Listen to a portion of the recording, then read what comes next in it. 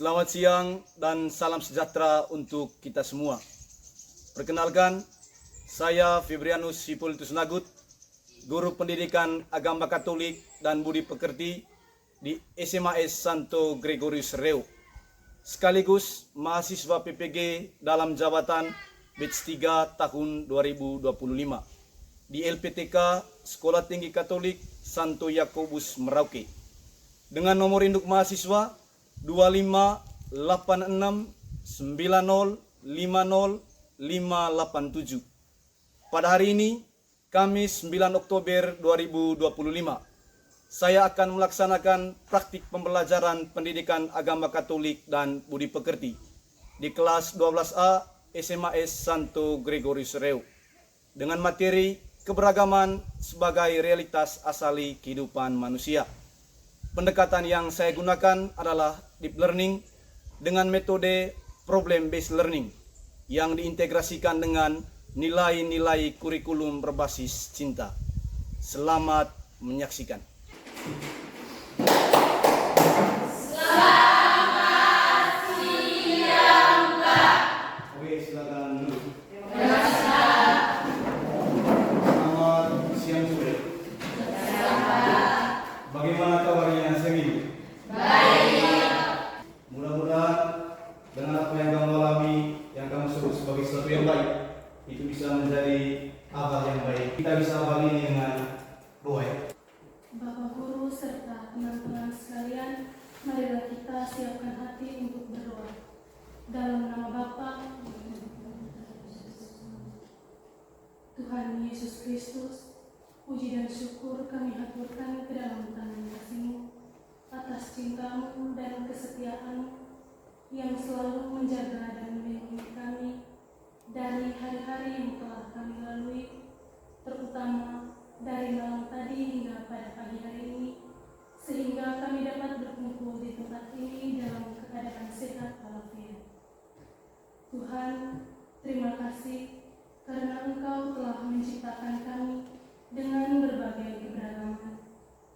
Kami mohon kepadamu, bukalah hati dan pikiran kami, supaya kami selalu menghargai keberagaman yang ada.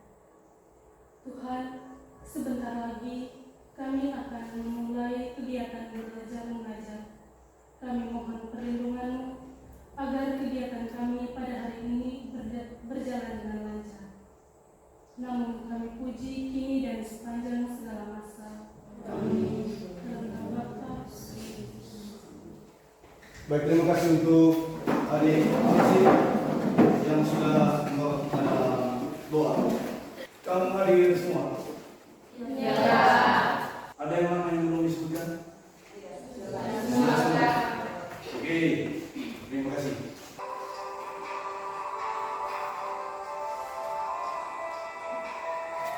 Demikian dia punya videonya.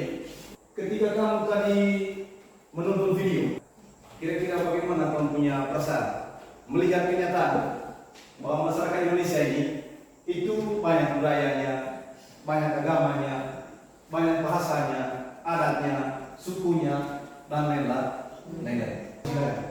Setelah saya menonton video tersebut, saya merasa bangga melihat betapa kaya dan indahnya keberagaman Indonesia. Saya merasa kagum karena setiap budaya mencerminkan keunikan dan kebesaran karya Allah bagi bangsa kita.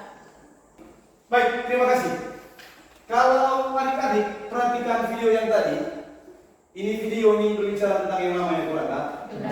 Pada hari ini kita akan coba belajar tentang yang namanya keberagaman. Sesuai dengan apa yang sudah kamu sampaikan, bahwa keberagaman itu sesuatu yang sifatnya alami atau buatan. Alami. Sesuatu yang tidak diciptakan oleh manusia.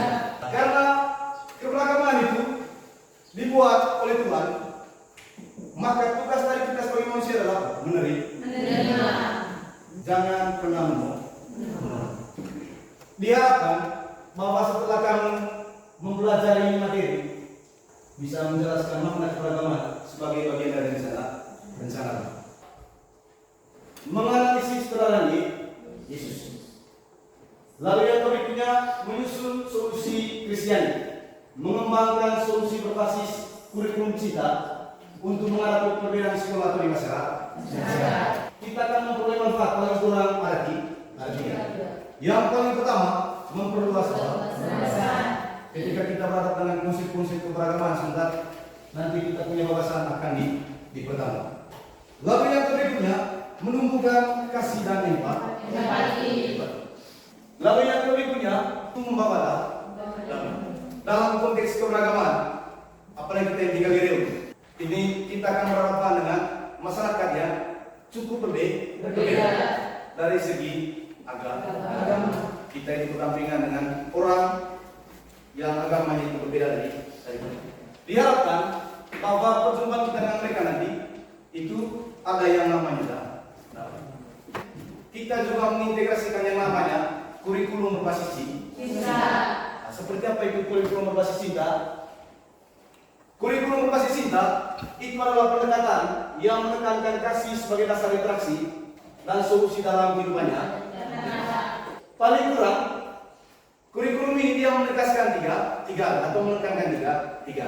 Yang paling pertama, cinta diri dan sesama.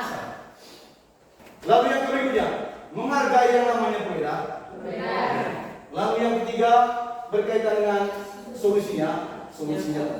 Dalam kau punya aktivitas nanti akan membuat yang namanya keputusan dengan empati, toleransi dan kasih. Jadi yang mau ditekankan dari kurikulum berbasis cinta ini itu soal 20 pentingnya itu cinta diri dan cinta sesama. Ada di bapak kita suci. Lalu ada di punya HP. Nanti ada di bisa akses materinya sesuai dengan yang sudah dibagikan.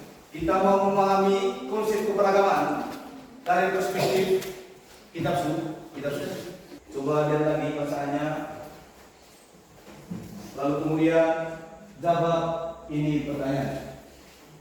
Apa pesan utama dari perikop atau bacaan yang sudah kita bacakan dan dengarkan bersama? Kita dengar pertama dari Cicil. Silakan Cicil. Baik, terima kasih Pak atas waktu yang diberikan kepada saya. Pesan utama yang dapat dipetik dari Injil Yohanes bab 4 ayat 1 sampai 42 tadi, di mana kasih Allah bersifat universal dan melampaui batasan budaya, gender, serta agama. Di mana Yesus berbicara dengan wanita Samaria, meskipun ada permusuhan di antara dua kelompok tersebut. Ini menunjukkan bahwa keberagaman adalah bagian dari rencana Allah untuk saling melengkapi, bukan memisahkan. Terima kasih. Bagaimana Yesus menampilkan kasih dalam perjumpaan lintas budaya? Silakan. Menurut pendapat saya, di situ Yesus ingin menunjukkan bahwa kasih dalam perjumpaan lintas budaya dengan wanita Samaria melalui dialog, belas kasih dan keterbukaan. Itu ia mendengarkan tanpa mengakui kehidupan wanita tersebut dan menawarkan air hidup sebagai simbol kasih Allah yang universal. Keseluruhan bacaan ini tadi itu mau menggambarkan soal yang namanya keberagaman. Di zamannya Yesus juga manusia sudah hidup itu sudah terdiri dari lapisan masyarakat yang berbeda, baik dari segi budayanya, agamanya, dan lain-lain.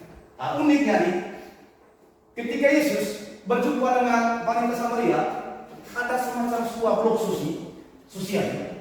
Kalau kau perhatikan tadi, ketika Yesus meminta air dari perempuan, itu perempuan abangnya apa? Terbuka atau tertutup? Menutup diri.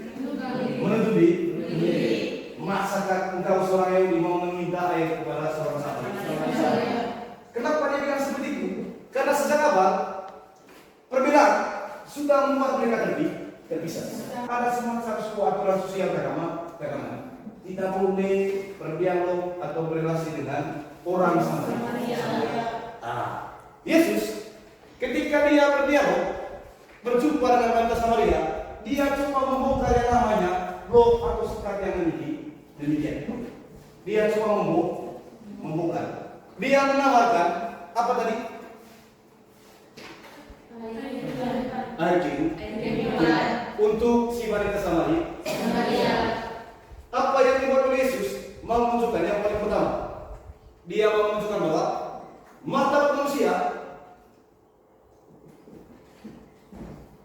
semuanya sama.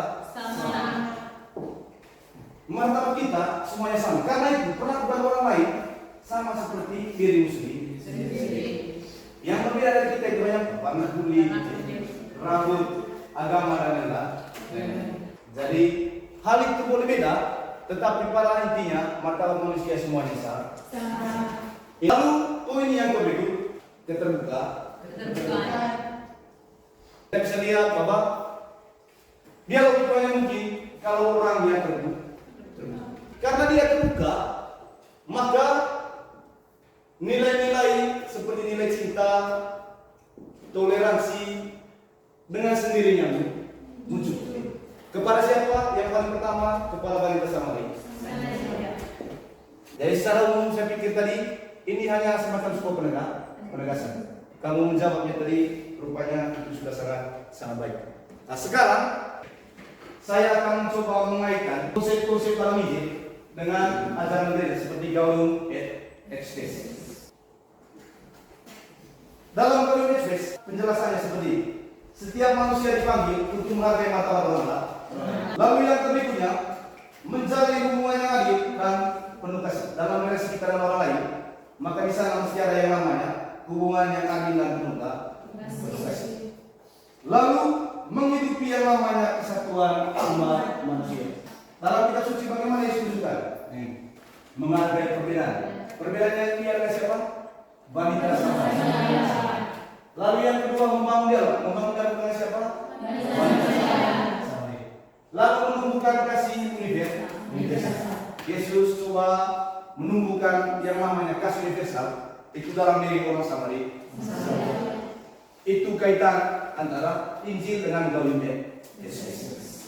Kira-kira bagaimana kaitannya antara kurikulum ini, basis cinta ini dengan yang namanya kitab suci? Jadi ada beberapa penekanan dari kurikulum berbasis cinta. Ada dua. Cinta diri artinya menghargai diri sebagai apa? Cinta. Lalu yang kedua, cinta sesama. Kalau dikaitkan dengan macam Injil yang tadi, itu sudah ditampilkan oleh Yesus dalam bacaan Injil tadi. Bagaimana Yesus tunjukkan cara berbicara, mendengarkan dan menghargai bersama. Sekarang saya mengajak adik-adik dalam kelompok kita akan coba menganalisis kasus. Nanti kamu akan diberikan atau disajikan sebuah video. Videonya tentang apa sebentar? Itu berkaitan dengan kasus intoleransi di Indonesia. Kamu perhatikan dia punya video.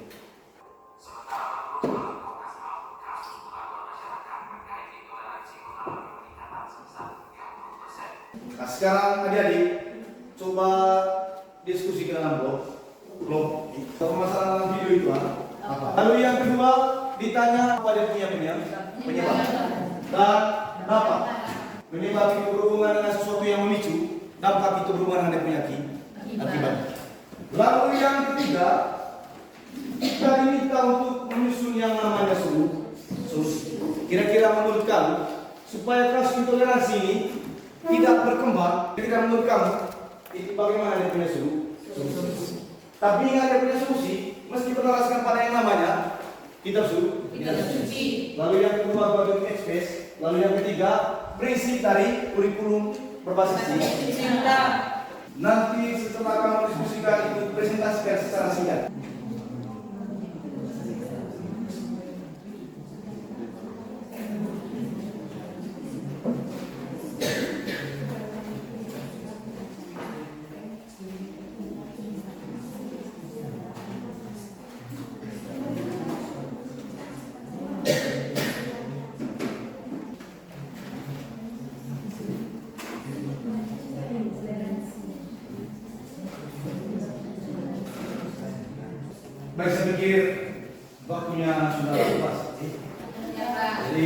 sekarang kita melakukan presentasi. Jadi tiap kelompok presentasikan secara singkat.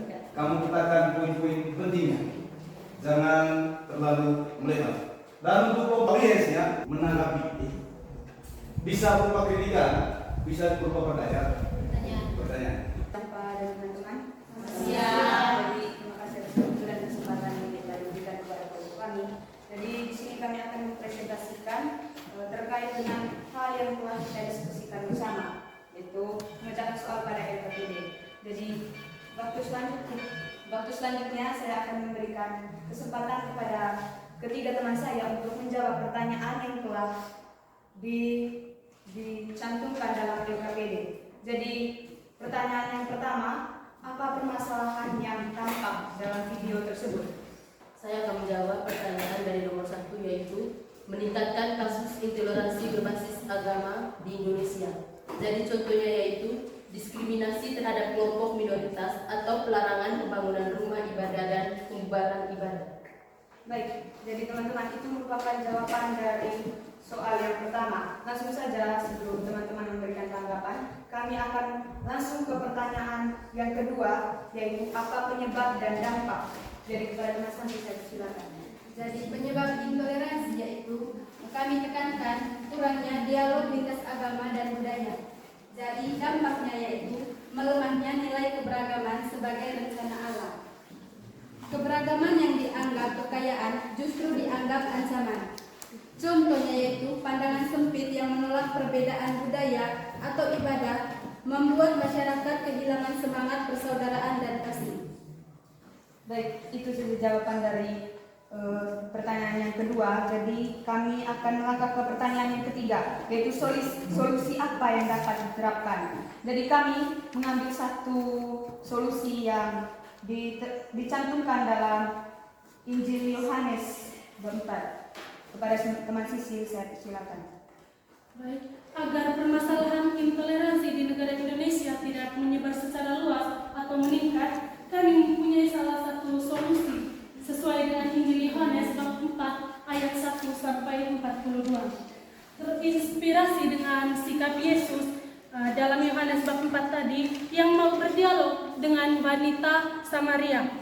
Masyarakat perlu menciptakan ruang dialog terbuka dan aman bagi semua golongan agama.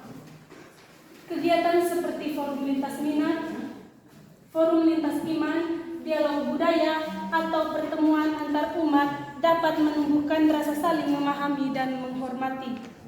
Pendekatan ini sejalan dengan semangat kurikulum berbasis cinta yang menekankan komunikasi belas asih sebagai jalan menuju perdamaian dan persaudaraan sejati.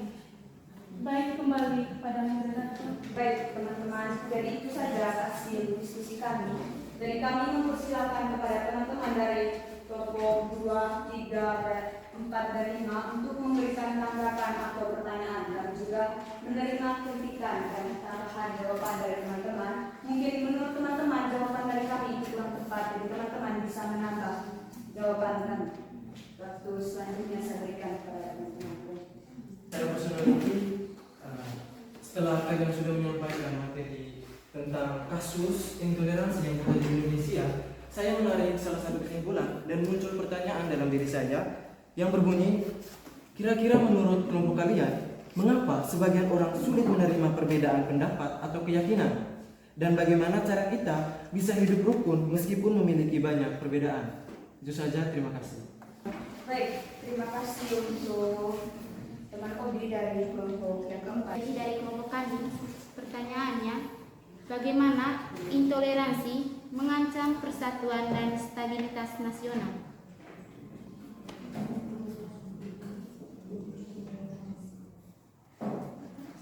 Bagaimana intoleransi mengancam persatuan dan stabilitas nasional?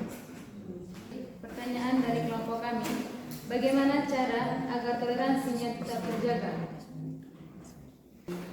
Bisa menjawab dari pertanyaan yang mudah dulu. Baik teman-teman, selanjutnya kami akan menjawab pertanyaan dari 3 kelompok tadi. Jadi kami mulai dari pertanyaan nomor 2 dari kelompok 5. Pada teman Sisil, saya silakan. Baik, terima kasih atas waktu dan kesempatan yang telah diberikan kepada saya. Pertanyaannya tadi, bagaimana toleransi mengancam persatuan dan stabilitas nasional? Baik, jawaban dari kami, seperti yang kita ketahui bersama, intoleransi adalah permasalahan yang terjadi dalam masyarakat, dan permasalahan ini akan menimbulkan perpecahan dan akan mengancam persatuan negara Indonesia. Baik teman-teman, itu sudah ada jawaban dari kelompok kami. Mungkin dari teman-teman dari kelompok 2, 3, dan 4 ingin memberikan tanggapan atau tambahan jawaban untuk melengkapi jawaban kami berdasarkan pertanyaan yang telah diberikan oleh kelompok 5. Kami silakan. Baik, jadi bagaimana untuk teman-teman kelompok 5, apakah jawabannya bisa diterima? Oke, baik, terima kasih. Selanjutnya kami melangkah untuk menjawab pertanyaan dari kelompok 3 dan dengan bunyi pertanyaan, bagaimana cara agar toleransi tetap terjaga? Kesempatan yang saya berikan kepada teman-teman. Baik, yang pertama itu pahami dan hargai perbedaan. Yang kedua, tingkatkan komunikasi terbuka dan penuh hormat. Yang ketiga, bangun empati dan rasa saling pengertian. Yang keempat, terapkan sikap toleran dalam kehidupan sehari-hari. Baik, sebagai tambahan, untuk menjaga toleransi membutuhkan kesadaran dan empati dan sikap terbuka. Dengan saling menghormati, keberagaman akan menjadi kekuatan untuk menciptakan masyarakat yang damai dan harmonis. Bagaimana untuk kelompok 3, apakah jawabannya bisa diterima? Baik, terima kasih. Dari selanjutnya kami akan melangkah ke pertanyaan yang pertama dari kelompok 4 dengan bunyi pertanyaan. Mengapa sebagian orang sulit menerima perbedaan pendapat dan bagaimana kita bisa hidup rukun? Jadi, mengapa sebagian orang sulit menerima perbedaan pendapat? Yaitu kurangnya dialog lintas agama dan budaya menunjukkan minimnya ruang pertemuan untuk saling mengenal dan memahami, sehingga mudah terjadi kesalahpahaman dan konflik. Dan bagaimana kita bisa hidup rukun? Yaitu dengan cara mengikuti kegiatan seperti forum lintas iman, dialog budaya, atau pertemuan antar umat dapat menumbuhkan rasa saling memahami dan menghormati. Baik, itu saja jawaban dari kami. Sekali lagi saya mempersilakan teman-teman dari kelompok lain yang bukan sebagai penanya untuk memberikan tambahan jawaban atau sambungan. Baik, saya pikir sudah pas. Mari kita tepuk salut untuk kita semua. Tepuk salut. Salut, salut. Salut, salut. Salut. Oke, saya Umar Malik untuk kamu punya presentasi. Saya sebetulnya sangat merasa senang karena dalam analisisnya kamu tadi itu kamu sudah menunjukkan yang namanya penyebabnya yang sesuai dengan masa. Kamu sebutkan masalahnya intoleransi. Walaupun yang kamu sebutkan penyebabnya itu seperti ini. Dan tidak berhenti sampai di penyebab, kamu juga salurkan yang namanya solusi. Dan saya dengar tadi, untuk saya ini sangat luar biasa karena kita baru berkenalan dengan kurikulum berbasis cinta, tetapi kamu dalam menjawabnya sudah berani untuk mengintegrasikan prinsip kurikulum berbasis cinta. Coba kita merumuskan itu dari apa yang sudah kita pelajari dari tadi, informasi dari kitab suci, Gaudium et Spes, prinsip KBC itu kurikulum berbasis cinta. Nah, kira-kira dari semua materi yang itu tadi, apa yang bisa kita simpulkan? Baik, setelah saya mempelajari materi-materi kita pada pagi ini, saya menarik kesimpulan. Dari kesimpulan saya ini diambil dari kitab suci yang sudah dibacakan tadi dari Injil Yohanes bab 4 ayat 1 sampai 42 dan dari artikel GS 24 dan KBC yaitu kurikulum berbasis cinta. Dari Injil Yohanes bab 4 ayat 1 sampai 24, saya mengambil kesimpulan bahwa saya harus bisa mengimplementasikan sikap Yesus dari bacaan tersebut, bahwa saya harus bisa menunjukkan kepada orang-orang bahwa keberagaman adalah bagian dari rencana Allah untuk saling melengkapi, bukan saling memisahkan. Selanjutnya dari artikel 24, di situ tercantum bahwa kita harus bisa memprioritaskan nilai toleransi serta empati terhadap perbedaan. Jadi tidak dari nilai-nilai tersebut, perkembangan nilai tersebut dalam arti mengimplementasikan nilai ini dalam kehidupan masyarakat akan meminimkan atau meminimalisirkan sikap intoleransi. Lalu dari KBC atau kurikulum berbasis cinta, di situ mengatakan bahwa kita bagaimana agar sikap toleransi itu diprioritaskan dan tidak adanya sikap intoleransi atau perpecahan dalam masyarakat. Kita harus bisa membangun bakti sosial bersama, penanaman pohon atau kampanye lingkungan dan kemanusiaan. Kegiatan ini dapat menumbuhkan cinta kepada Allah dan membangun lebih dalam sikap toleransi di tengah berbagai perbedaan. Itu saja dari saya. Baik, terima kasih untuk mari kita setelah kita mempelajari materi tentang keberagaman, kita tidak hanya dikuatkan secara konstitusi bahwa keberagaman itu suatu yang datangnya dari Tuhan. Karena itu tugas kita bukan menolak, tetapi menerima. Bahkan lebih jauh dituntut supaya apa? Kita mengelola itu perbedaan dengan baik. Dan prinsip kurikulum berbasis cinta tadi mengajarkan kita supaya dalam tindakan sehari-hari bisa melakukan yang namanya dialog dan menunjukkan kita punya empati terhadap sesama. Empati itu berhubungan dengan perasaan yang mendalam tentang orang lain. Kalau dia mengalami duka, saya juga merasa bahwa saya bagian dari dia punya ini. Refleksi pribadi dari saya itu untuk menjadi seperti Yesus dalam menghargai perbedaan, saya akan meneladani sikapnya di Yohanes 4 dengan mendengarkan teman dari latar belakang berbeda tanpa menghakimi. Seperti Yesus kepada wanita Samaria, saya akan memulai dialog belas kasih. Misalnya mengajak siswa minoritas sebagai cerita budaya mereka di kelas. Baik, terima kasih untuk OIT. Tepuk tangan untuk apa yang kita pelajari siang hari ini itu kemudian bisa kamu terapkan dalam kamu punya kehidupan sehari-hari. Baik, sekali lagi saya mengucapkan terima kasih banyak untuk kamu punya keterlibatan dalam pembelajaran siang hari ini. Sekali lagi, mari kita tepuk tangan untuk saya.